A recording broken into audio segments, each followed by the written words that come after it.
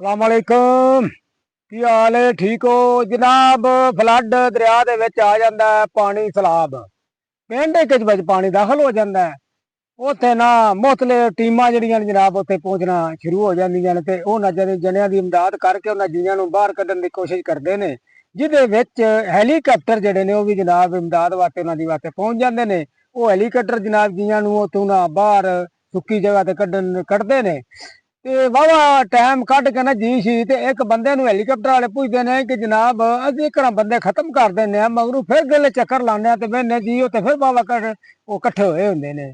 ਤੇ ਇੱਥੇ ਕਿੰਨੇ ਕੋਈ ਪਿੰਡ 'ਚ ਜੀ ਹਨ? ਉਹਨਾਂ ਆਖਿਆ ਜੀ ਜਨਾਬ ਇਹ even ਕੋਈ 100-150 ਕੋਈ ਬੰਦਾ ਹੈ। ਆਂਦੇ ਨੇ ਹੁਣ ਤੱਕ ਅਸੀਂ ਨਾ 400-500 ਬੰਦਾ ਕੱਢ ਚੁੱਕੇ ਆ।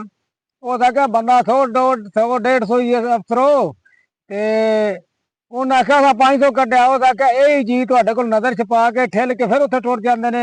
ਉਹ ਆਂਦੇ ਨੇ ਇਹ ਜੀ ਫਿਰ ਉੱਥੇ ਵਾਪਸ ਟੁੱਟ ਜਾਂਦੇ ਨੇ। ਆਂਦੇ ਨੇ ਆਹੋ ਜੀ, ਆਂਦੇ ਨੇ ਉਹ ਕਾਹਦੇ ਤੋਂ ਟੁੱਟ ਜਾਂਦੇ ਨੇ ਜੀ ਵਾਪਸ? ਆਂਦੇ ਨੇ ਹੈਲੀਕਾਪਟਰ ਤੋਂ ਉਠਾ ਲੈਣ ਵਾਸਤੇ।